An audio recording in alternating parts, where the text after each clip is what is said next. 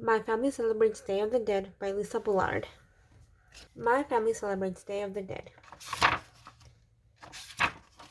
Chapter 1, Waiting for Day of the Dead. Hi, I'm Daniela, and I can't wait for Day of the Dead. It's an important holiday in Mexico, but some families in the United States celebrate it too. On Day of the Dead, we remember people who have died. My school friend thinks it sounds sad, but Grandpa always said it was a happy time. Chapter 2, An Altar for Grandpa. This year, I'm remembering Grandpa. He died a few months ago. Mama says Grandpa will be back to visit us on Day of the Dead. I won't see him, but I'll know he's here. We make our ofrenda or altar. It's for Grandpa and other loved ones who have died. That's where we put Day of the Dead things, like Grandpa's picture and his favorite hat. Chapter 3, At the Market. Mama and I pick out sugar skulls at the market. We also buy funny little skeletons. We buy bread of the dead from the baker. Yum! I'll be sure to leave lots for Grandpa on the altar.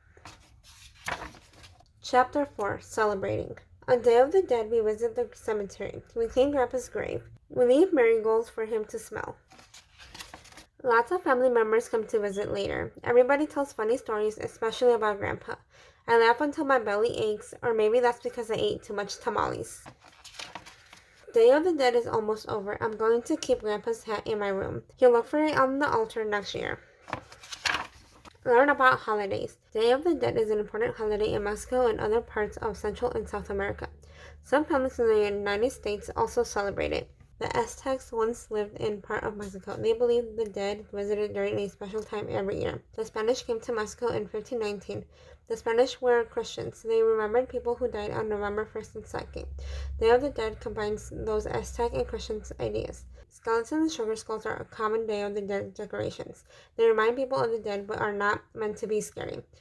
Families visit graves of their loved ones, bringing marigolds. The Aztecs connected these flowers with death. Aztecs ate tamales long ago. Many people think of them as celebration food. They are made from corn dough filled with meat or vegetables and cooked inside corn husk or leaves.